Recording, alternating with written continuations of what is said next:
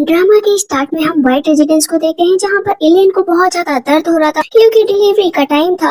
वहाँ पर वो एक बेबी गर्ल को जन्म देती है, लेकिन जैसे ही सारे दास दासियां देखते हैं ना, कहते हैं अरे ये तो मॉन्स्टर है, ये तो घोस्ट चाइल्ड है, ये बहुत ही बड़ा संकेत है कि यहाँ पर संकट आने वाला है। यहाँ पर एलियन कहती है कि प्लीज एक बार बस मेरी बेबी को दिखा दो मुझे। कहती है दासी आप बेबी को नहीं देख सकती हैं, ये बहुत ही डरावनी है, इसको देखोगे तो आप डर जाओगे, इसे जल्द से जल्द मार देना चाहिए। लेकिन इलेन अपनी बच्ची को देखने के लिए तड़प रही थी। तभी बेबी बोलती है कि नॉनसेंस, पता है मैं कौन हूँ? मैं इम्प्रेस ऑफ ग्रीनफील्ड हूँ, नाइन टेल्ड फॉक्स, और इस पूरी दुनिया की मोस्ट ऑनरेबल स्पिरिट एनिमल हूँ। तुम लोगों ने मुझे क्या समझ रखा है? यहाँ पर इलेन को आवाज सुनाई पड़ती है तो कहती ये क्या हो रहा है? कहती चार्ल्स प्लीज मेरी बेबी को मुझे दिखा दो। बच्ची कह रही थी बार बार इलेन, चार्ल्स, ओ माय गॉड मैं यहाँ पर कैसे आ गई? ये सब क्या हो रहा है? पता चलता है कि वो एक नॉवेल पढ़ रही थी और नॉवेल के जरिए वो रियलिटी में आ गई है। अब यहाँ पर कहती है नहीं ऐसा नहीं हो सकता है। याद करती है कि जो इलेन होती है उसको जहर धीरे धीरे देकर बहुत कमजोर कर दिया गया था चार्ल्स की गर्लफ्रेंड रीने द्वारा। कहती तुमने मेरे साथ ऐसा क्यों किया? मैंने तो तुम्हारी फैमिली का सब कुछ किया, डाउरी में इतनी चीजें लेकर आई, तुम्हें इतने आगे बढ़ाए, लेकिन तुमने आज मुझे यहाँ पर पहुंचा दिया। रीने लास्ट जो चार्ल्स वाइट की कजन होती है कहती है कि देखो सब कुछ ना मेरे कहने पर हुआ। कहती क्या कहने का मतलब है तुम्हारा? कहती है तुम्हें पता है जो तुम्हारा बेटा नील है ना, वो हम दोनों का बच्चा है, तुम्हारा है ही नहीं। पूरे 18 साल जिस बच्चे को अपना समझकर तुमने पाला ना, वो असल में मेरा बच्चा है। अब तो वो टॉप स्कॉलर बन चुका है। कहती है सब झूठ है, ये सब झूठ है। कहती है झूठ नहीं है, सच है। और तुम्हारी बेटी, उसको तो हमने जानबूझकर मॉन्स्टर घोषित कर दिया था, उसे जान से मार दिया था। पुअर बेबी, और पुअर तुम भी। मन में एलियन सोचती है कि आज मैं इस दुनिया से जा रही हूँ, लेकिन अगर मुझे मौका मिला ना तो मैं तुमसे बदला जरूर लूंगी। कहती है मदर मदर ये लोग मुझे मारने जा रहे हैं, प्लीज मुझे बचा लो। बार बार एलियन कह रही थी कौन बोल रहा है? यहाँ पर चार्ल्स बोलते हैं परेशान हो गई हो, इसी वजह से शायद हेलुसिनेशन हो रहा होगा। बट यहाँ पर कोई भी नहीं बोल रहा है। कहती है मेरी बेबी को देखना है, मुझे देखने दो। लेकिन चार्ल्स जबरदस्ती उस बेबी को लेकर जा रहे होते हैं तो कहती है मदर हेल्प हेल्प, ये खुद एक मॉन्स्टर है और मुझे लेकर जा रहा है। कहती है चार्ल्स रुक जाओ, मेरी बेटी को बस मुझे एक बार दिखा दो, मुझे उसे देखना है। कहते हैं मत देखो, ये बहुत ही बेकार लग रही है। यहाँ पर बेबी बोलती कि हाँ मेरे बैड मॉन्स्टर फादर मुझे माँ को देखने नहीं दे रहे हैं, मुझे पता है मेरे बैड फादर यही चाहते हैं। कहती है कि मुझे मेरी बेटी वापस कर दो। जैसे ही वो चेहरे पर निशान होता है उसे छूकर देखते हैं ना, तो वहाँ पर क्योंकि बेबी ने बोला था कि मेरे चेहरे पर जानबूझकर कलर लगा दिया गया ताकि मुझे मॉन्स्टर घोषित कर दिया जाए, वो छूती है तो कहती है सच में तुम लोगों ने मेरे साथ ये किया है। बट उसे याद आता है कि मॉन्क ने कहा था कि उसके घर में एक गॉडेस जन्म लेगी और आज वही हुआ है, वो तुम्हें सारी डिफिकल्टी से बचाएगी, तो उस बेबी का ध्यान रखना। ये स्टूपिड थिंग किसने किया है? वहाँ पर दासी बोलते हैं कि मुझे माफ कर दी। चार्ल्स वहाँ पर जानबूझकर नाटक करते हैं कि तुम लोगों की इतनी हिम्मत की मेरी बेटी को मारने की कोशिश कर रहे थे। कहती ओ बैड बॉय, तुम ना मुझे खुद मारने का प्लान कर रहे थे, तुम्ही ने सारा षड्यंत्र रचा और यहाँ पर अब गेम खेल रहे हो। यहाँ पर एलेन कहती है कि चार्ल्स से सब लोग बिना मर्जी के यहाँ पर कैसे आ सकते? कहते हैं नहीं तुम ज्यादा मत सोचो, मैं इन लोगों को सबको सजा दूंगा। कहती है ठीक है जाओ यहाँ से। वो उस दासी को लेकर चला जाता है। बेबी बोलती है कि मदर ये जितनी भी दास दासियां हैं यहाँ पर किसी पे भी भरोसा मत करना, सिर्फ अपनी खास दासी को छोड़कर। कहती है वाह मेरी मदर तो कितनी प्यारी है, कितनी ब्यूटीफुल है, आप मुझे क्या नाम देंगी? कहती मैं तुम्हें नाम दूंगी फ्लोरा माय स्वीट हार्ट। कहती हाँ फ्लोरा तो बहुत अच्छा नाम है मदर, बिल्कुल आपके जैसे सुंदर होंगी मैं। दासी बोलती है कि मैं नैनी को लेकर आती हूँ। कहती है कि नहीं मदर प्लीज किसी भी नैनी को यहाँ पर मत बुलाओ, सबके सब धोखेबाज हैं। फ्लोरा बताती है कि मदर पता है रीने लास्ट जो है वो फादर की गर्लफ्रेंड है और फादर के साथ सालों से रह रही है। कहती है कि लेकिन वो तो जब पहली बार रीने लास्ट घर आई थी तो चार्ल्स वाइट ने बताया था कि इसके मदर और फादर की डेथ हो गई है, इसका कोई भी नहीं है, इसी वजह से आज से तुम्हारे पास रहेगी। कहती है ठीक है मैं इसके साथ अच्छे से रहूंगी। कहती है एम्बर यहाँ पर आओ और जाकर पता करो सर के बारे में, कहाँ जाते हैं कहाँ आते हैं, और मुझे कोई नैनी नहीं चाहिए। वैसे मैं अपनी बेबी को क्या फीड करूँ, मुझे मेरे पास तो मिल्क भी नहीं आ रहा है। कहती है मदर काऊ मिल्क ठीक रहेगा। एम्बर आकर बताती है कि सच बात है कि आपके हस्बैंड पहले तो एकदम ठीक ठाक नजर आ रहे थे, लेकिन थोड़ी ही देर में ज्यादा नजर रखने पर पता चला कि वो एम्बर के रूम में ही रहते हैं, दोनों लोग इंटीमेट भी हुए हैं। चार्ल्स वाइट है, उन्होंने रीने लास्ट को किस भी किया है। कहती मतलब मेरी बेटी सही बोल रही थी, मेरे हस्बैंड ने मुझे चीट किया है। तभी फ्लोरा बोलती है कि मदर आपको तो ये भी नहीं पता है ना है कि फादर का कनेक्शन ड्यूक लैंड से है, जो कि एक रिबेलियन आगे चलकर होंगे, वो हम लोगों को खतरा पहुंचाएंगे, हमारी पूरी फैमिली को खतरा पहुंचाएंगे। एम्बर कहती क्या हुआ मैम, बताइए ना। कहती है कि कोई बात नहीं, जाकर और भी नजर रखो रखो। और क्या नील स्कूल से वापस आ गया? कहते हाँ वो आ गया है।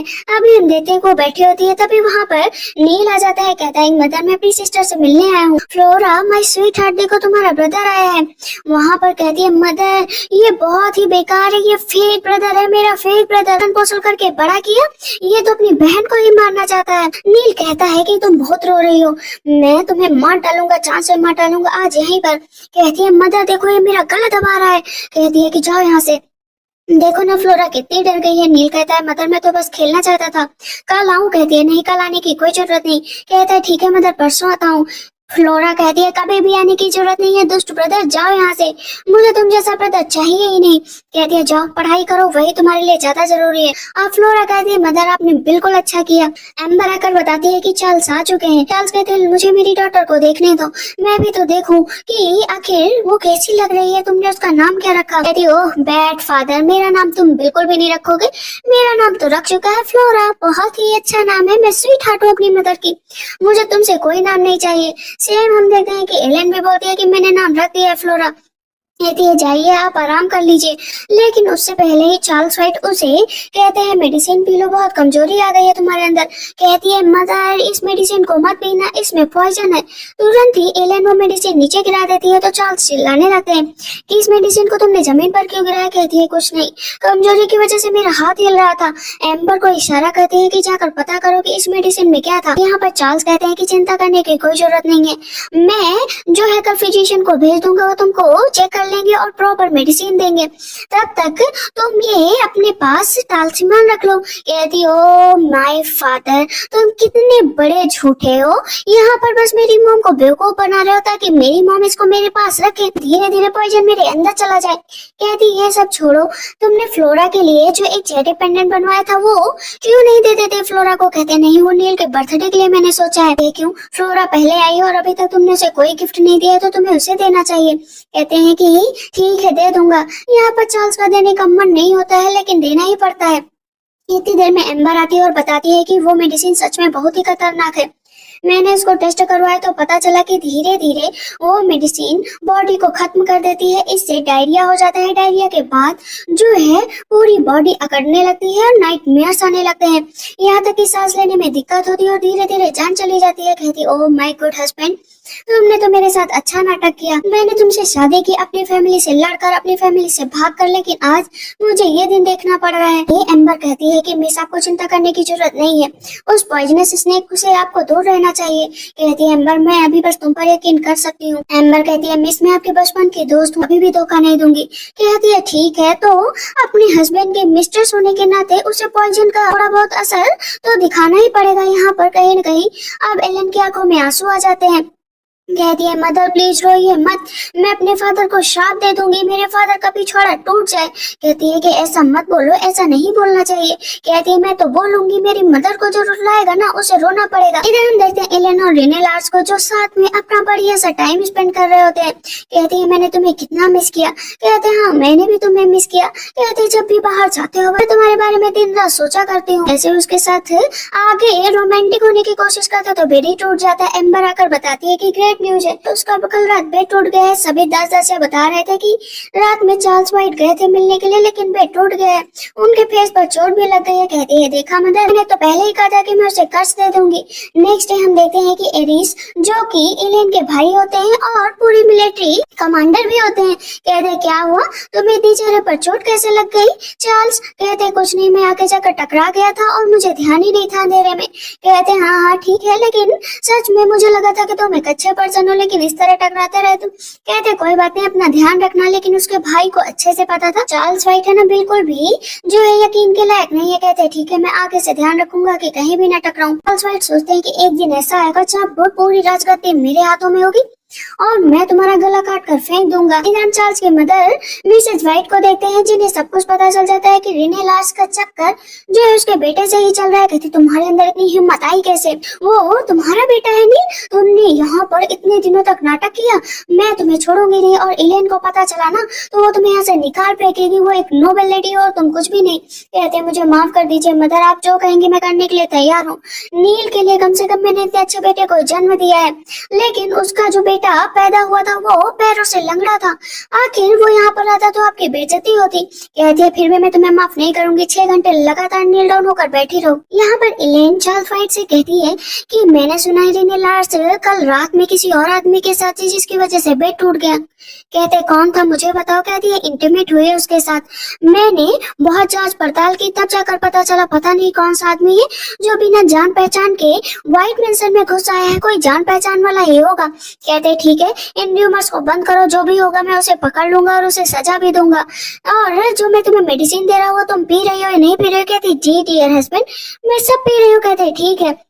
जैसे ही वहां से चार्ल्स जाते हैं तो इधर हम देखते हैं कि रीने बैठी हुई होती है और उसके कान में बताते हैं कि एलेन है उसने मेडिसिन पीने से मना कर दिया। कहते हैं इसकी इतनी हिम्मत कि ये मेडिसिन पीने से मना करे, कोई बात नहीं मैं इसे अपने हाथों से जा कर दूंगी।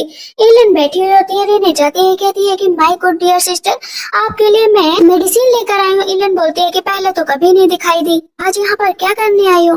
कहती है कि मेरी सिस्टर कमजोर है तो मैंने सोचा थोड़ी सी हेल्प कर दूं ताकि उन्हें अच्छी चीजें मिल जाए। कहती है मदर, फ्लोरा कहती है मदर ये ड्रिंक बिल्कुल मत पीना, ये बिल्कुल भी आपकी बॉडी के लिए अच्छी नहीं है। लेकिन रीने बार बार बोल रही होती है कि ये P low P low. Flora बोलती है झूठी कहेगी, नहीं नहीं बस चीजें अपनाया करती है। एलेन उठती है, कहती है अगर ये मेडिसिन इतनी ही अच्छी है तो मैंने सुना मेरी सिस्टर भी थोड़ी सी कमजोर है तो तुम क्यों नहीं पी लेती? बहुत देर से पीछे चार्ल्स व्हाइट चिल्लाते हैं कि नहीं ये मेडिसिन वो नहीं पिएगी। एलेन कहती है चार्ल्स तुम इतना नर्वस क्यों हो रहे हो, मेडिसिन ही तो है। कहते तुम पी लो। कहती मैं नहीं, रीने पिएगी।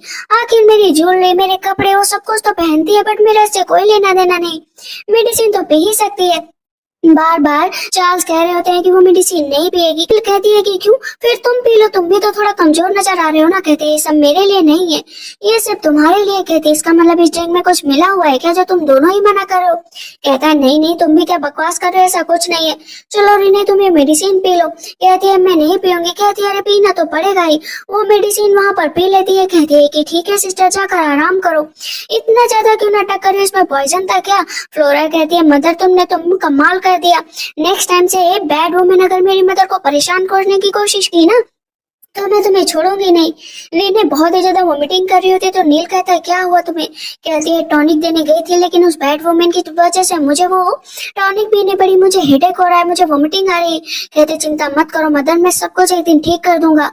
जिस दिन मैं सब कुछ एक दिन ठीक कर दूंगा। उसने मेरे जेडे पेंडेंट उस फ्लोरा को दे दिया जो कल पैदा हुई है।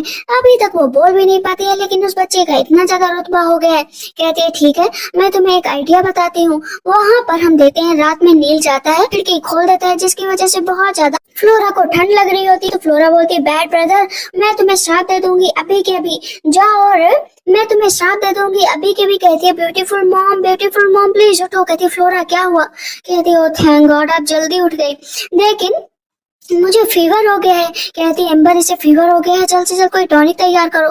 कहती है ठीक है। सुबह फिजिशियन आते हैं, बताते हैं कि आपने सही टाइम पर देख लिया इसीलिए खतरे से बाहर है। कहते हैं ठीक है। वहाँ से वो चले जाते हैं। एलन कह रही होती है मेरी गलती है कि मैंने अपनी बेटी का ध्यान नहीं दिया। फ्लोरा कहती है नहीं मदर आपकी कोई गलती नहीं है, पता है वो ब्रदर खोल कर गए हैं खिड़की, मेरा दुष्ट ब्रदर। तुम पूछती है कि ये बताओ नील कल रात में कहाँ पर था? कहती वो तो अपने रूम में था लेकिन कुछ टाइम के लिए अपने रूम से निकले थे। कहती 17 साल मैंने इस बच्चे को अपने पास रखा लेकिन अब ये मेरी बेटी को ही कष्ट पहुंचाने की कोशिश कर रहा है। कहती ओ मदर जल्द से जल्द चलो, वो मेरे भाई को परेशान कर रहा है, आपको अपने बेटे को बचाना ही पड़ेगा। कहती ठीक है चलो। हम देखते हैं कि एलन के रियल बेटे को जो है मार रहा होता है, नीचे बैठा कर कहता है तुमने 2 दिन से कुछ नहीं नहीं खाया है। हाँ, घोड़े का खाना खा लो। जबरदस्ती उसको खाना खिला रहे होते हैं तो एलियन कहती क्या कर रहे हो, मैंने तुम्हें यही सिखाया। कहते अरे एक लंगड़ा लड़का है, आप इसके लिए मुझसे क्यों बोल रही है। कहती लंगड़ा है तो क्या इसके अंदर जान नहीं है, तुम्हारी हिम्मत कैसे हुई सब करने की।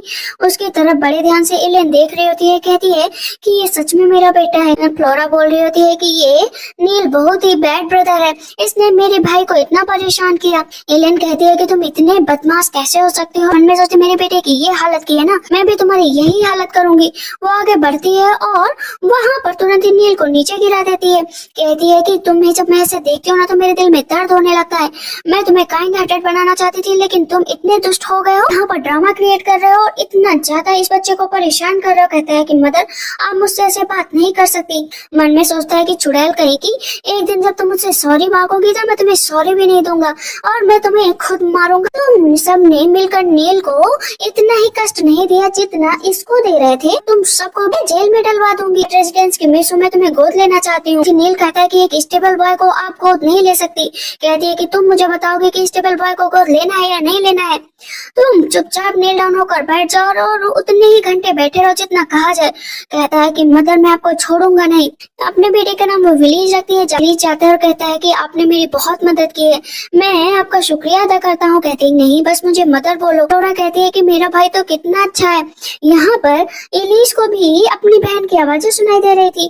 कहता है ये कौन बोल रहा है, लगता है मुझे अपनी बहन की आवाजें सुनाई दे रही है क्योंकि उसके भाई के पैरों में दर्द था। फ्लोरा कहती है ब्रदर आपके पैर बचपन से ऐसे नहीं थे, उस पॉइजनस वुमेन ने आपके पैरों को खराब कर दिया है। कहता है मदर मुझे अब अपने चेम्बर में जाना चाहिए, मैं बेस्ट फिजिशियन हायर करूंगी ताकि तुम्हारे पैरों को ठीक कर सके। कहती है नहीं मदर मैं अपने ब्रदर का पैर ठीक कर दूंगी। वहाँ पर वो अपनी पावर का यूज करती है। मन में सोचती है कि ये सब लोग कितने क्रूएल हो सकते हैं। मेरे बेटे को सोचो मुझसे 17 साल दूर रखा और मैं जिस बेटे की इतनी केयर कर रही थी वो इतना खतरनाक है, बिल्कुल मॉन्स्टर जैसे। फिर से चार्ल्स वाइट चिल्लाते हुए आते हैं कि तुमने नील को क्यों सजा दी। कहती है कि सजा देना जरूरी था, आखिर मैं उसकी मदर हूँ। कहती है मदर हो तो क्या तुम उसे नील डाउन होकर बैठाओगी। कहती है कि मुझे अपने बच्चे को कैसे रखना है, कैसे पनिशमेंट देनी है तुम मुझे नहीं बताओगे। कहते हैं लेकिन नील अभी यंग है और इसे इस तरह यहाँ पर रखना सही नहीं है। यहाँ पर फ्लोरा कहती है एज एक्सपेक्टेड मेरे फादर तो यहाँ पर बैड ब्रदर सिर्फ पढ़ाई करने आए हैं, उनका और रेने का बेटा इसी वजह से वो ज्यादा केयर कर रहे हैं। एलियन बोलती है कि आप जाओ यहाँ से, मुझे अपनी रेपुटेशन की केयर है। नील किसी और को भी ऐसे परेशान करेगा तो क्या दिक्कत होगी। कहते लेकिन तुम्हें उस स्टेबल बॉय को गोद नहीं लेना चाहिए था। कहती है वहाँ पर इतने लोग थे, नील ने उसको इतना मारा था, अगर मैं ऐसा ना करती ना तो नील की बहुत बदनामी होती। चार्ल्स वाइट कहते तुम इम्पल्सिव हो रही हो, हमें ऐसा फैसला नहीं लेना चाहिए। उसके गले लगने चलते हैं तो कहती है पीछे हटो, अभी मैं बिल्कुल भी सही फील नहीं कर रही हूँ। जैसे आगे बढ़ने चलते नीचे गिर जाती है। कहती ओ डैड मजा आया। यहाँ पर एलियन हंसने लग रही थी और एम्बर भी। नेक्स्ट टाइम देखते हैं कि उसका भाई जाता है मिलने के लिए अपनी बहन से। कहते हैं नील आते ही कहते हैं मदर आप अभी मुझसे नाराज हो, प्लीज मुझे माफ कर दीजिए, मुझे पता है मैंने गलत किया है लेकिन मैं फ्लोरा के लिए कैंडी लेकर आया हूँ।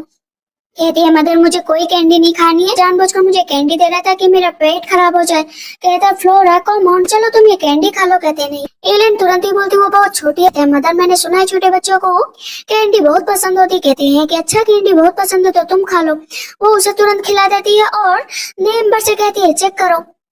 कहती है कि इसमें स्ट्रॉन्ग एडल्ट जो है हार्म करने वाला ड्रग मिला है जिससे जो बच्चों के लिए तो खतरनाक है बड़ों के लिए भी। कहती है कि मुझे माफ कर दीजिएगा कि मैंने ध्यान नहीं दिया, वरना अगर आप ना होती और ये तुरंत ही फ्लोरा को कुछ खिला देता तो क्या होता। कहती कोई बात नहीं, मेरी ब्रदर का बर्थडे आने वाला है, मुझे उनके पास जाना है, इतने सालों से मैं उनके पास नहीं गई हूँ। कहती है मदर मैं भी जाऊंगी बर्थडे बैंक्वेट में, मुझे भी अपनी ग्रैंडपा और ग्रैंड माँ से मिलना है, वहाँ पर जो है प्रिंस को फंसाया जाएगा। कहती क्या बैंक्वेट में। कहती हाँ हाँ मदर सच में। अभी हम देखते हैं कि एलियन पहुंच चुकी होती है अपनी माँ के बर्थडे में। चार्ल्स कहते हैं तुम्हें यहाँ पर नहीं आना चाहिए, आखिर तुम्हारी माँ तुम्हें पसंद नहीं करती है। कहती ओ डैड हमेशा ही ग्रैंड माँ मेरी माँ को बहुत पसंद करती थी लेकिन मेरी माँ से तुमने झूठ बोला। ड्यूक फैमिली मेरी माँ को कभी लाइक ही नहीं करती थी, बल्कि वो लोग तो हमेशा इंतजार किया करते थे। झूठे डैड।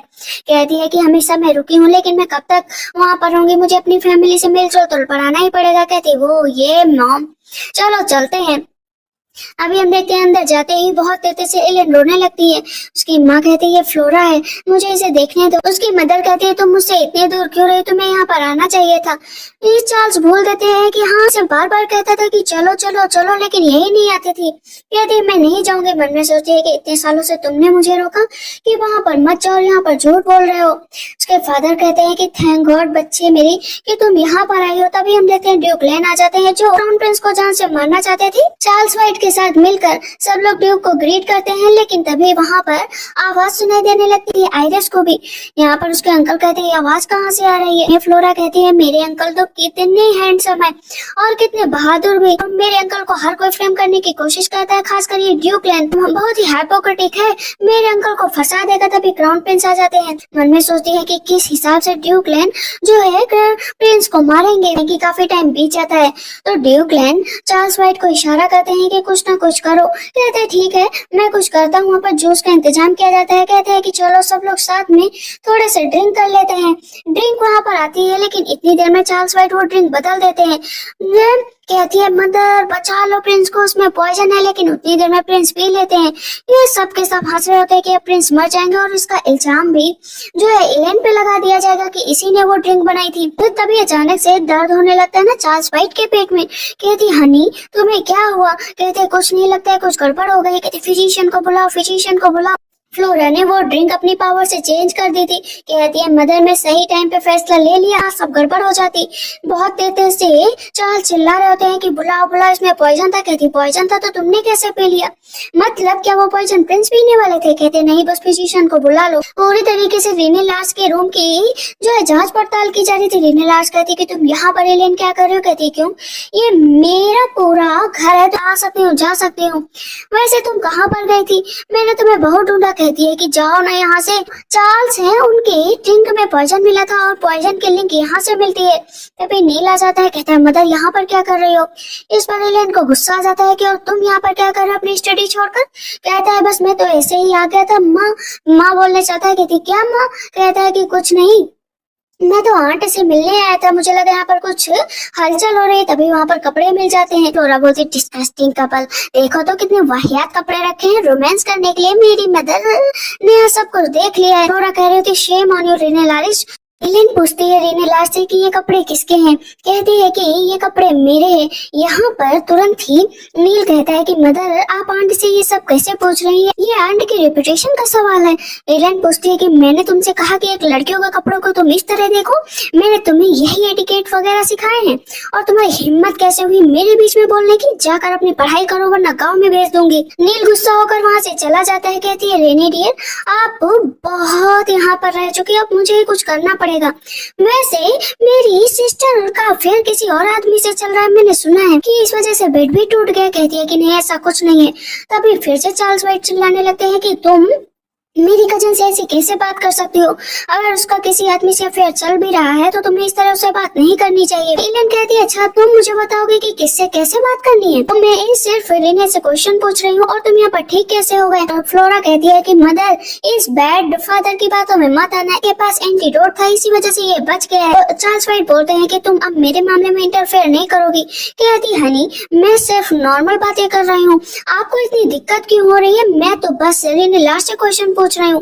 कहते हैं कि तुम नहीं पूछ सकती, मैंने कहा ना तुम नहीं पूछ सकती हो, मैं इस घर का डिसिप्लिन मेंटेन रखती हूँ तो तुम्हें बोलने की हिम्मत नहीं होनी चाहिए। कहती है कि मैं नहीं बोली हूँ डिसिप्लिन। कहती भूल गई हो इसी वजह से मैं तुम्हें सिखा देती हूँ। वैसे भी अब यंग हो चुकी हो, शादी की एज हो चुकी है, मैं सोच रही हूँ कि तुम्हारी शादी करा दी जाए क्योंकि अकेले तो तुमसे रहा नहीं जाता है ना, इसीलिए आदमी तुमसे मिलने आते हैं।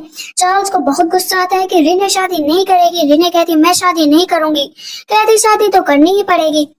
नेक्स्ट डे एलियन जाती है चार्ल्स व्हाइट की मदर के पास। कहते लो मैं सोच रही थी कि अब रेने की शादी करा दी जाए, आखिर वो अकेली रहती है, इसी वजह से उसने अपने रूम में इस तरह के कपड़े भी रख रखे तो शायद रखने नहीं चाहिए।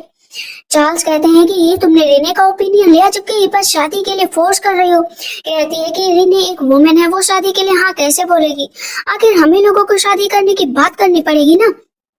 उसने जो यहाँ पर कचरा फैलाया है उसे बटोरना मेरा काम है। अब मैं उसकी शादी करा कर ही रहूंगी जब वो मदर इन लॉ कुछ बोल नहीं रही हूँ। मदर इन लॉ कुछ बोल नहीं रही है। पर्ल्स अपना हाथ की मुट्ठी बांध लेते हैं, कहते हैं मैं छोड़ूंगा नहीं तुम्हें। वो कैसे मिसेज वाइट चिल्लाने लगती है कि सब तुम्हारी वजह से हुआ है, तुमने अपनी कजन के साथ रिश्ता बनाया और यहाँ पर मुझे बता रहे हो। वैसे एलियन हिलमैन छोड़ेगी नहीं, एलियन हिलमैन को छोड़ दिया ना तो तुम पूरी तरीके से बर्बाद हो जाओगे, क्योंकि जो भी दिया है उसका दिया है, तुम्हारे पास कुछ नहीं था। कहता है मदर ऐसा कुछ नहीं होगा। फ्लोरा और उसकी माँ आपस में बातें कर रहे होते हैं। फिर फ्लोरा बोलते हैं कि मदर हम लोगों के पास फिर से प्रॉब्लम आ गई है, नील ना मेरे भाई को मार रहा है। कहती क्या? इधर हम देखते हैं कि विलीज प्रैक्टिस कर रहा होता है मार्शल आर्ट की। नील कहता है ट्रिपल पर्सन अब प्रैक्टिस करेगा क्या? मजाक है, तो हमें तो हिलना भी नहीं आता। कहता है क्यों? मैं प्रैक्टिस कर सकता हूँ। कहते लेकिन एडॉप्टेड हो, याद रखो कि मेरे बराबर करो तो तुम कभी भी नहीं पा सकते। विलीज कहता है तुम भी अपने काम से काम रखो। कहते तुम्हारी हिम्मत कैसे हुई मेरे से ऐसे बात करने की? आज जो तुम्हारी एक टांग टूटी है ना, मैं दूसरी भी तोड़ देता हूँ। अपना डंडा उठाता और उसके दूसरे पैर पे मारने के लिए आगे बढ़ता है, लेकिन इतनी देर में वहाँ पर विलीज बगल में खिंचक जाता है तो मार नहीं पाता है। पर तुरंत विलीज एक डंडा उठाकर नील के चेहरे पर मार देता है। कहता है लगता है तुमने प्रैक्टिस अच्छी नहीं की, वरना तुम्हारे चेहरे पर घाव नहीं लगता। नील कहता है आज मैं तुम्हें यहाँ पर मार डालूंगा स्टेबल बॉय। बहुत ऐसे चिल्लाता है पीछे से। एलियन कहती क्या हो रहा है यहाँ पर? कहता है मदर इसने देखो मेरे चेहरे पर मार दिया है। एलियन कहती है शुरुआत तुमने की होगी, अगर तुम इसे मारते नहीं तो ये पलट कर कभी भी तुम्हें नहीं मारता। मुझे पता है कि तुम्हारी ही गलती रही होगी। कहता है मदर आप मेरी ही हमेशा क्यों गलती निकालती रहती हैं, आप इसका फेवर क्यों करती हैं इतना ज्यादा? थोड़ा कह रही होती है कि मदर आप बहुत अच्छा काम कर रही हैं, आपको ऐसे ही काम करना है, हमें सिर्फ अपने भाई की चिंता करनी चाहिए, इसकी चिंता नहीं करनी चाहिए। नील कहता है एडॉप्टेड सन की आपको ज्यादा ही केयर करे और ये मैं बिल्कुल भी बर्दाश्त नहीं करूंगा। कहती है कि जाओ और अपनी पढ़ाई करो, मैंने कहा है ना, वरना तुम्हें यहाँ से निकाल कर फेंक दूंगी। कहता है ठीक है। इधर हम देखते हैं रीनीलास बहुत देर से जो है चार्ल्स के गले लग लग कर रो रही थी कि ओ माय डियर चार्ल्स मैं शादी नहीं करना चाहती हूँ, मुझे किसी और से शादी नहीं करनी है। नील कहता है क्या मदर कहीं और शादी करने वाली है? ऐसा कैसे हो सकता है फादर? मदर को आप दूर भेज रहे हैं, मैं मदर से दूर नहीं रह सकता हूँ, आपको मेरी मदर के साथ रहना ही पड़ेगा। कहते हैं ये सब एलियन हिलमैन की वजह से हो रहा है, उसने फोर्स किया है। मिसेज वाइट कहती है कि तुम दोनों का बच्चा हो चुका है तो तुम यहाँ पर अब क्या बकवास कर रहे हो? कहता है लेकिन मैं अभी रीनी से शादी नहीं कर सकता हूँ और अभी जो है नील भी स्कॉलर नहीं बना है, हम लोगों के लिए मुसीबत है। कहता है कि ग्रैंड मदर जब मैं स्कॉलर बन जाऊंगा ना तो मैं अपनी मदर को बहुत अच्छा रुतबा दूंगा, इस घर की लीगल वाइफ का हक दूंगा, लेकिन अभी मैं नहीं चाहता हूँ कि मेरी मदर मुझसे दूर जाए। तभी एलेन आ जाती, कहती क्या बातें हो रही हैं, मैं भी तो जरा सुनूं। चार्ल्स बोलते हैं कि रीने शादी नहीं करनी चाहती है और तुमने पूरे महल में पूरी सिटी में क्या अफवाह फैला रखी है कि रीने की शादी होने वाली है, एक अच्छा लड़का मिल जाए। कहती है ओ डियर देखो अब रीने शादी करने वाली है, खूबसूरत भी है। तो जब एक को पता चलता है, दो को पता चलता है तो पूरी सिटी में ये बात फैल गई और इसे एक अच्छा लड़का मिलेगा। कहते हैं तुम इसको बदनाम कर रहे हो और कुछ नहीं। कहती है कि नहीं मैंने तो पूरी बात भी नहीं बताई कि ये दूसरे लड़कों के साथ रहती है, मैंने तो बस इतना ही बताया कि इसे शादी करनी है ताकि अच्छा लड़का मिल सके। लेकिन आपको इतनी क्यों टेंशन हो रही, आप शादी करना चाहते हैं क्या रीनी से? कहते हैं क्या बकवास कर रही हो? कहती है कि नहीं अकॉर्डिंग टू लॉ भले ही वो आपकी कजन है लेकिन ना आप उससे शादी कर सकते हैं। कहते हैं तुम इतनी बकवास कैसे बातें कर सकते हो, रिडिकुलस कहीं की, मैं भला रीनी से शादी कैसे कर सकता हूँ, वो मेरी कजन है। फ्लोरा कहती है मेरे फादर तो सच में इतने गिरे हुए इंसान है ना कि इनको उठाओगे तब भी ये गिर ही जाएंगे। कहती है कि ठीक है हनी मैं आप पे ट्रस्ट करती हूँ, कोई बात नहीं, मैं फिर भी अच्छा हस्बैंड ढूंढूंगी, आखिर मेरी सिस्टर का सवाल है। वहां से वो चली जाती है। कहती है कि नहीं चार्ल्स मैं शादी नहीं करना चाहती, आखिर मैं नील की मदर हूँ, मेरे साथ आपने इतने साल बिताए और अब मैं किसी और से शादी कैसे कर सकूं। कहते हैं मैं तुम्हारे लिए एक अच्छा पर्सन ढूंढूंगा ताकि तुम अच्छे से रह सको और जैसे ही मौका मिलेगा मैं इस एलियन को डाइवोर्स देकर तुम्हें वापस ले आऊंगा। कहती है नहीं नहीं मैं यहीं पर रहना चाहती हूँ, मुझे आपके पास ही रहना है, मुझे कहीं नहीं जाना है। चार्ल्स कहते हैं मेरे ऊपर यकीन रखो, मैं तुम्हारी शादी जनरल से कराऊंगा। मन में सोचती है जनरल के वाइफ पर ना बिकना तो खुश नसीबी है, उस एलियन ने मेरे लिए अच्छा ही हस्बैंड ढूंढा है। वैसे मेरी बस अभी प्रेगनेंसी शुरू हुई है, मतलब 1 मंथ भी कंप्लीट नहीं हुआ है, मेरी शादी हो जाएगी तो मैं बोल दूंगी कि ये जनरल का बेटा है, मतलब एक यहाँ एक वहाँ, यहाँ से छूटूंगी तो कम से कम वहाँ पर तो रह ही पाऊंगी। इधर फ्लोरा बोलती है कि मदर एक गड़बड़ हो गई है, वो दुष्ट औरत ना प्रेग्नेंट है। कहती है कि अच्छा प्रेग्नेंट है, चलो मेरे पास अच्छा मौका है। वहाँ पर वो एम्बर को बुलाती है, कहती है कि एक अच्छा सा फैसला लो। ये बोलती है कि ठीक है मैं शादी करने के लिए तैयार हूँ, लेकिन नील को अपने पास रखना। वैसे भी एलेन आजकल नील के साथ अच्छा व्यवहार नहीं कर रही है। कहता है तुम ध्यान रखो। शादी का टाइम आ जाता है, रेड ड्रेस में वो जाने वाली होती है, लेकिन देखती वहाँ पर कोई भी नहीं है। कहती है मुझे कोई लेने क्यों नहीं आया। एलेन बोलती है कि डियर तुम्हें कोई कैसे लेने आएगा। कहती क्या मतलब। कहती एक्सक्यूज मी, तुम एक कंकुबाइन को लेने कोई नहीं आता। कहती है कि कंकुबाइन, मैं कंकुबाइन कैसे बन सकती हूँ, मैं ये शादी नहीं करूंगी। तुमने कहा था कि मैं जनरल की लीगल वाइफ बनूंगी। इस पर एलेन हंसने लगती है कि लीगल वाइफ भला तुम कैसे बन सकती हो, उनकी लीगल वाइफ है। कंकुबाइन तो 20 होंगी, उसमें से एक तुम भी हो, शायद वो तुम्हें प्यार दे सके। जाओ टाइम आ गया है, जाओ यहाँ से। कहती है कजन मुझे नहीं जाना, मुझे नहीं जाना, लेकिन उन्हें वहां से जाना पड़ता है। कहते हैं मदर। तब पीछे से एलेन बोलती है कि नील तुमने मुझे मदर बोला। कहते हैं हाँ। कहती ठीक है जाकर पढ़ाई करो। अब एलेन बहुत खुश होती है कि सब कुछ ठीक हो गया। कहती है हाँ मदर सब कुछ ठीक हो गया। उसने मेरे भाई को जो है ट्रिपल बना दिया था। पूरा दिन भी नहीं बीता था कि रात में जो है रीने फिर से रोते हुए आ जाती है कि जनरल ने मुझे घर से निकाल दिया। मदर इन लोग कहती है कि तुम मैरिड वो कंकुबाइन हो, तुम्हें यहाँ पर नहीं रहना चाहिए। कहती है मैं नील की मदर भी तो हूँ, प्लीज इस नाते मुझे यहाँ पर रख लीजिए। तभी पीछे से एलेन आ जाती है। कहती है कि एलेन हेलमेट में तुम्हें छोड़ूंगी नहीं, तुमने मुझे फोर्स किया उस जनरल से शादी करने के लिए। कहती रीना डार्लिंग क्या बातें कर रही हो। तभी वहाँ पर चार्ल्स आ जाते। कहते क्या हुआ। कहती है कि कजन मुझे वहाँ से निकाल दिया गया है, उसने मेरी इज्जत के साथ खिलवाड़ भी किया। नील कहता है ये तो बहुत हो गया, उस जनरल को मैं छोड़ूंगा नहीं, आखिर वो इस तरह की हरकत कैसे कर सकता है। कहती रीने डियर ऐसा तो कुछ जरूर हुआ होगा ना कि उसने तुम्हें वहाँ से भगा दिया। मन में सोचती है कि अब मैं इस प्रेगनेंसी के बारे में सबके सामने नहीं बता सकती। लेकिन तभी पीछे से एम्बर आ जाती है, बताती है कि जनरल के हाउस से इस वजह से रीने को निकाला गया है क्योंकि ये प्रेग्नेंट है। कहती प्रेग्नेंट। पर चार्ल्स तो बहुत खुश हो जाते हैं कि वो उसके बच्चे की मां बनने वाली है। तब एलेन कहती है कि तुम इतना खुश क्यों हो रहे हो, इसने तो इतना गंदा काम किया है, प्रेग्नेंट हो गई वो भी अनमैरिड प्रेग्नेंट। ये बहुत ही खतरनाक बात है, रेपुटेशन का सवाल है। अगर किसी को पूरी सिटी में पता चला ना तो हर जगह हम लोगों की बेइज्जती होगी, कौन इसकी जिम्मेदारी लेगा। मदर इन लोग कहती है कि तुम्हें तो रीने की रेपुटेशन का ख्याल रखना चाहिए, लेकिन तुमने तो रेपुटेशन डाउन कर दी। तुम जैसी लड़की मैंने आज तक नहीं देखी। चार्ल्स कहते हैं कि कोई भी इसे यहाँ पर तंग नहीं करेगा, मैं इसको ले जा रहा हूँ। फ्लोरा कहती है मदर आपको चिंता करने की जरूरत नहीं है, इसने आपके ऊपर ही जो इल्जाम लगा दिया है, लेकिन वो बच्चे को जन्म नहीं दे पाएगी। कहती सच में। कहती हाँ मदर झूठ नहीं बोल रही हूँ। इधर हम देखते हैं फिजिशियन चेक करते हैं, सुबह चेक करते हैं तो पता चलता है कि उसका बच्चा जिंदा नहीं बच पाएगा, क्योंकि इतने टाइम बाद वो प्रेग्नेंट हुई है तो बच्चा स्टेबल नहीं है। कहती है कि लगभग कितने दिनों तक मैं इसको रख सकती हूँ। कहते थी 3 मंथ तक, 3 मंथ के बाद वो अबॉर्ट हो जाएगा। कहती 3 मंथ है मेरे पास, उस एलेन हेलमेट को यहाँ से निकाल कर रहूंगी और मैं लीगल वाइफ बन जाऊंगी। चार्ल्स आते हैं, कहते मेरा बच्चा कैसा है। कहती एकदम अच्छा है, एक ब्लेसिंग की तरह है। लेकिन हिलमैन का क्या, उसे कहीं नील के बारे में पता तो नहीं चल गया। कहते नहीं उसे कैसे पता चलेगा। कहते लेकिन मेरी तो कोई भी जगह है ना, मुझे तो हर जगह से निकाल दिया गया। कहते तुम चिंता मत करो, तुम्हारी यही जगह है। नेक्स्ट डे एम्बर जो है गोल्ड का जेडे लेकर जा रही होती है, लेकिन रास्ते में नील और जो रीने होते देख लेते। कहती ये तो काफी सुंदर है, मुझे दे दो। कहती नहीं दूंगी। नील कहता है तुम्हारी हिम्मत कैसे हुई मेरी माँ से ऐसे बोलने की, जबकि वो प्रेग्नेंट है। तुरंत ही वो उससे जेडे छीन लेता है। यहाँ पर एम्बर मार छीनने की कोशिश करती है, लेकिन बहुत ऐसे नील चिल्लाने लगता है। फ्लोरा कहती है कि मदर एम्बर मुसीबत में है, उसने मेरा जेडे पेटेंट छीन लिया है। इधर नील लगातार फ्लोरा की बेइज्जती कर रहा होता है। कहती है कि तुम जो है मेरी मिस के बेटे हो या इस लेने के जो मुझे इस तरह बेइज्जत कर रहे हो। कि अभी तुम्हें बताता हूँ, मारने चलता है। तभी पीछे से एलेन आ जाती है। कहती है कि तुम्हारी हिम्मत कैसे हुई जो है एम्बर पर हाथ उठाने की। कहता है मदर ये जेडे जो बहुत पसंद आ रहा था मेरी आंट को, तो मैंने दे दिया था। सब लोग पीछे खड़े हो जाते हैं कि ये लड़की वेट रेजिडेंस में रहती है। कहती है माय डियर रेने, तुम यंग एज में बिना शादी के हुए प्रेग्नेंट हो गई हो, पता चला तो कितनी बेइज्जती हो गई, और तुम्हारी ये जेडे पेंडेंट लेने की हिम्मत कैसे हुई। ये मेरी बेटी फ्लोरा का है। कहता है मदर लेकिन फ्लोरा तो भी बोल ही नहीं पाती। कहती तुम्हारी सिस्टर है और अपनी सिस्टर के बारे में तुम ऐसे बकवास कर रहे हो, तुम्हें तो इसके लिए प्रोटेक्टिव होना चाहिए था। वहाँ पर सब रीने के बारे में जब सुनते हैं तो कहते हैं कितनी दुष्ट औरत है। यहाँ पर फ्लोरा को उसका जेडे मिल जाता है, लेकिन चार्ल्स वाइट का एक ही काम होता है, बस चिल्लाना चिल्लाना। कहता तुम्हारी हिम्मत कैसे हुई उसे जो है गोल्ड जेडे छीनने की। कहती है वो मेरी बेटी का था। कहते लेकिन पब्लिक में बोलने की क्या जरूरत थी। कहती पब्लिक में स्टार्ट उसने किया था। वहां पर नील ने फ्लोरा का जेडे ले लिया था, तो आखिर मुझे अपना जेडे वापस लेना ही था।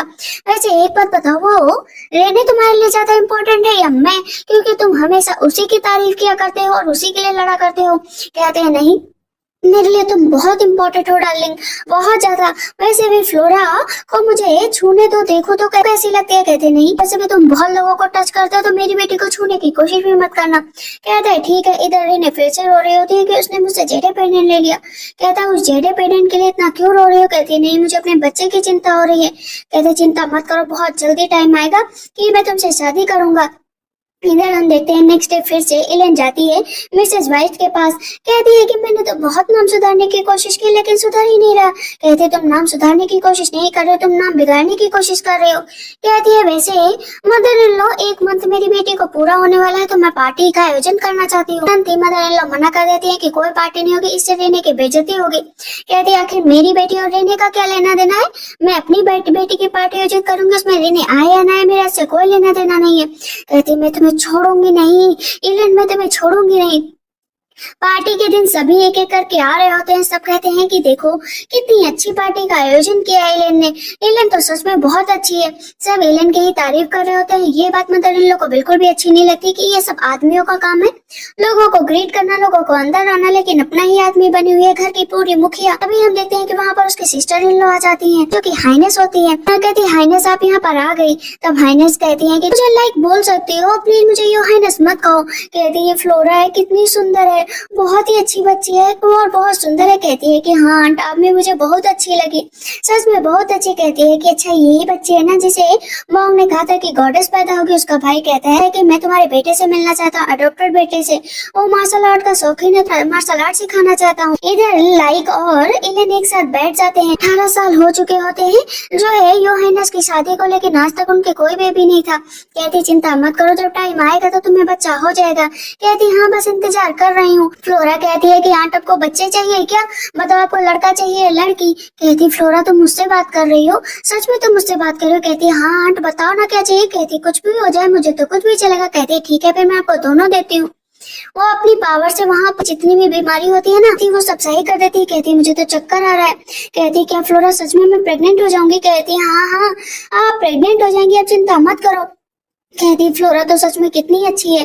तभी हम देखते हैं कि वहाँ पर चार्ल्स आ जाते हैं रिने को लेकर, और उन दोनों को साथ में देखकर तुरंत ही फ्लोरा बोलती है कि आंट पता है ये दोनों बहुत ही बेकार हैं, दोनों लवर्स हैं और सर आपको बेवकूफ बनाने की कोशिश कर रहे हैं। तो रिने नीचे बैठ जाते हैं कि योहानस को ग्रेट करती हूँ। कहते हैं कि लाइक आप यहाँ पर आई। तब इस पर वो बोलती है कि मुझे लाइक बोलने की कोशिश मत करना, घर में हो तो ठीक है लेकिन बाहर हमेशा योहानस कहना। कहते हैं ठीक है योहानस। बहुत देर तक रिने नीचे बैठी होती है तो कहते हैं आप इसे नीचे मत बैठाइए, प्रेग्नेंट है। कहते मैं क्या करूं, प्रेग्नेंट है। वैसे इसका फादर कौन है। कहते फादर जो है इसका लवर इसे छोड़कर भाग गया है। कहती है कि माफ करेगा योहानस, मुझसे गलती हो गई। वो उससे बोलती भी नहीं है। कहते हैं कि आंट आपने बहुत सही किया इस बैड वुमन के साथ ऐसा करके, लेकिन ये मेरी मदर को फंसाने वाली है जेडे पेडेंट के द्वारा, क्योंकि ये जेडे पेडेंट जो है आपको नुकसान पहुंचाएगा और ये मेरी माँ के ऊपर इल्जाम लगा देगी। तो एम्बर वो जेडे पेडेंट उससे ले लेती है। कहती है मैं इसको कैसे फंसाऊं। वहां पर जैसे ही एलेन लेने चलती है तो उसके हाथ से नीचे गिर जाता है। कहती अरे गिर गया, मैं अपने बेटे का इंट्रोडक्शन सबसे कराने जा रही हूँ। कहते नहीं स्टेबल बॉय का कोई इंट्रोडक्शन नहीं होगा, लंगड़े बेटे को मैं किसी से भी नहीं मिलूंगा। कहती है कि तुम्हारी सोच है मेरी सोच नहीं है। मन में सोचती है कि एलेन मैं तुमको छोड़ूंगी नहीं। अभी हम देखते हैं कि सब लोग एक जगह पर खड़े होते हैं। तब यहाँ पर क्राउन प्रिंस आ जाते हैं। क्राउन प्रिंस कहते हैं फ्लोरा तुम तो बहुत अच्छी हो, गिफ्ट देते हैं। कहते हैं मैं जा रहा हूँ, ज्यादा देर तक नहीं रुक सकता हूँ। फ्लोरा कहती है मदर रोक लो प्रिंस को, उनके ऊपर जान से हमला होगा अभी के अभी। प्रिंस आगे बढ़ते हैं और अचानक से नीचे गिर जाते। कहते क्या हुआ। बहुत तेज से चाल चिल्लाने लगते हैं कि ये सब तुम्हारे बेटे की वजह से हुआ, तुमने इसको सही संभाल कर नहीं रखा। देखो क्राउन प्रिंस को चोट लगे। क्राउन प्रिंस उठते कहते हैं कि चोट नहीं लगी है, विलेज ने मुझे बचाया है। ये गमला मेरे सर के ऊपर गिरने वाला था लेकिन ये सारी चोट विलेज ने अपने ऊपर ले ली। ये किसका बेटा है, मैं इसे रिवॉर्ड दूंगा। कहती है मेरा एडॉप्टेड बेटा है, मैंने इसे गोद लिया है, ये बहुत ही अच्छा है। फ्लोरा कहती है मदर असली गुनहगार का पता लगाओ, ऊपर नील नहीं है जो है गमला गिरा है। अब यहाँ पर एलेन कहती है कि ये गमला किसने नीचे गिरा है, मैंने तो ऊपर से सारे गमले हटाने को कहा है। सैनिक को बुलाया जाता है तो बताता है कि नील ने कहा था। कहती नील को बुलाओ। नील तुमने ऐसा क्यों किया? कहते मैं तब नील कहता है मैंने जानबूझकर नहीं किया। क्राउन प्रिंस भी कहते अरे जाने दो, कोई बात नहीं, शायद गलती से गिर गया होगा। फ्लोरा कहती है ऐसे ही चला जाएगा? कहती है नहीं, ये मेरा बेटा है और मैं सबके सामने एक मिसाल कायम करना चाहती हूँ कि आगे से ऐसी गलती ना करे। उसे जमीन पर बिठाया जाता है और चार्ल्स से कहा जाता है कि इसको मारो। चार्ल्स आखिर मैजेस्टी के सामने क्या ही कर सकते थे और बहुत ही ज्यादा उसको मारते हैं। योर हाइनेस कहती हैं बहुत अच्छा किया इसको मारकर, इसको सबक सिखाना जरूरी था। नील को बहुत ज्यादा दर्द हो रहा होता है। यहाँ पर क्राउन प्रिंस कहते हैं कि तुम्हारा एडॉप्टेड बेटा कितना समझदार और कितना अच्छा है और तुमने अपने रियल बेटे को क्या सिखाया है, इसको भी थोड़ी चीजें सिखाओ। सब वहाँ से छोड़कर चले जाते हैं। नील कहता है मुझे दर्द हो रहा है। कहते तुमने गमला क्यों गिरा है? इसी वजह से दर्द हो रहा है। इधर हम देखते हैं कि अभी भी चार्ल्स व्हाइट जो है एलियन से लड़ रहे होते हैं कि तुम्हारी वजह से आज नील को इतनी चोट लग गई। कहती है अगर आज मैं सबके सामने उसे पनिशमेंट न देती तो आपकी रेपुटेशन का क्या होता। और रिनी तुम्हें अगर पार्टी में नहीं आना था तो तुम यहीं पर रहती ना, इतनी बकवास क्या करने बाहर आ गई थी। कहती है कि कजन देखो ना ये क्या करने की कोशिश कर रही है। कहते हैं कि कोई बात नहीं, तुम अपना ख्याल रखो और अपने बच्चे का ध्यान रखो। यहाँ पर एलन कहकर गई थी कि मैं कुछ दिनों के लिए अपने घर जा रही हूँ। कहता है ठीक है, बेबी का ख्याल रखो। और वहाँ पर वो नील को दवा लगाने लगती है लेकिन बहुत दर्द कर रही होती है वो दवा। कहता है मदर इस दवा में जरूर कुछ गड़बड़ मिला है। फ्लोरा कहती है ब्रदर को बहुत दर्द हो रहा है। एम्बर कहती है कि आपने क्या मेडिसिन दी है? कहती है दर्द करेगा लेकिन ठीक हो जाएगा। इधर हम देखते हैं कि चार्ल्स फिर से नैने के साथ अपना टाइम स्पेंड करने का सोचते हैं लेकिन वो प्रेग्नेंट होती है तो मना कर देती है। कहती है अभी नहीं। इस पर चार्ल्स बहुत गुस्सा हो जाता है कि तुमने मेरा मूड खराब कर दिया है। इधर हम देखते हैं कि योहानस को बहुत ज्यादा उलझन हो रही होती है। कहती है एलन कहती है आप इतना घबरा क्यों रही हो? कहती है अगर आना था तो पहले बता देती, मैं तुम्हें लेने आ जाती। कहती कोई बात नहीं। योहानस कहती है कि मुझे चक्कर टाइप आ रहा है। कहते अरे फिजिशियन आए हैं ना, आपको भी चेक कर लेंगे। जैसे ही चेक करते कहते हैं कि आप प्रेग्नेंट है, वो भी ट्विंस। सब बहुत खुश हो जाते हैं कि इतने सालों बाद मुझे खुशखबरी मिली है सिर्फ इस फ्लोरा की वजह से। फ्लोरा मेरे लिए बहुत अच्छी है, मेरे लिए लकी है। इधर नील ना बढ़िया एंजॉय कर रहा होता है। कहता है कि मैं उस छोटे से चैम्बर में दिन रात पढ़ करना एकदम बोर हो गया हूँ। कहती है कि पक्का यकीन है ना कि तुम ये एग्जाम पास कर लोगे? कहता है हाँ मदर पास कर लूंगा। योहानस सोचती है कि एलन को बता दे कि उसका हस्बैंड उसे चीट कर रहा है, लेकिन क्योंकि सब कुछ एलन को पहले से पता होता है तो कहती है कि तुम इतना बर्दाश्त कैसे कर रहे हो। कहती 17 साल बर्दाश्त किया है, अब तो ये कोई बड़ी बात हो ही नहीं गई है। इधर हम देखते हैं कि एलन जैसे ही वापस आती है तो चार्ल्स जाते हैं। सोचते हैं कि आज एलन के साथ वक्त बिताऊंगा, लेकिन एलन साफ मना कर देती है कि मैं भी बहुत कमजोर हूँ। कहती है फ्लोरा कहती है ठीक किया मदर। लेकिन इधर फ्लोरा बोलती है कि मदर विलीज ब्रदर संकट में है, वो दुष्ट लेडी मेरे भाई को फंसाना चाहती है असॉल्ट के चक्कर में। हम देखते हैं कि रीने क्या करती है, कहती है कि विलीज को यहाँ पर लेकर आओ। कैंडल बुझा देती है, खूब तेज से चिल्लाने लगती है कि कोई यहाँ पर आया था। पूरा ब्लड निकला हुआ होता है। मेरे साथ बहुत ही ज्यादा बदतमीजी की है, उसने मेरे साथ छेड़खानी करने की कोशिश की है। अभी पीछे से एलन आ जाती, कहती क्या हुआ, जिसने भी ये किया है उसे कड़ी सजा मिलेगी, उसे जान से बख्शा भी नहीं जाएगा। तुरंत ही चार्ल्स कहते हैं बुला कर लाओ। और वहाँ पर किसी को पकड़ कर लाया जाता है। जैसे मुंह से कपड़ा हटाया जाता है तो पता चलता है कि वहाँ पर नील है। कहते हैं नील तुम्हारी हिम्मत कैसे हुई अपनी आंट के साथ ऐसा करने की। लेकिन पता चलता है कि एलन जो है देर में पहुंचती अपने बेटे के पास, उससे पहले ही फ्लोरा ने जो है नील के ऊपर अपनी पावर का यूज किया था, इसी वजह से वो अपनी मदर के रूम में चला गया था। कहता नहीं मदर मैंने ऐसा कुछ नहीं किया, सच में नहीं किया, मैं पता नहीं यहाँ पर कैसे आ गया। चार्ल्स बहुत तेज से थप्पड़ मार देते हैं। कहती है नील तुम ऐसा भी कर सकते हो, मैंने नहीं सोचा था। कहती है नील ने ऐसा नहीं किया है, वो ऐसा कभी नहीं कर सकता। नील ने तुम्हारे साथ दुर्व्यवहार भले ही ना किया हो, लेकिन तुम्हारा बच्चा तो इसी की वजह से गिरा है ना, यही उसका जिम्मेदार है। कहती है कि चार्ल्स इसे मत मारो, मैं आपके सामने हाथ जोड़ते हो, प्लीज इसे मत मारो। ये बताओ कि आखिर तुम इल्जाम क्यों लगा रही थी उस विलेज के ऊपर?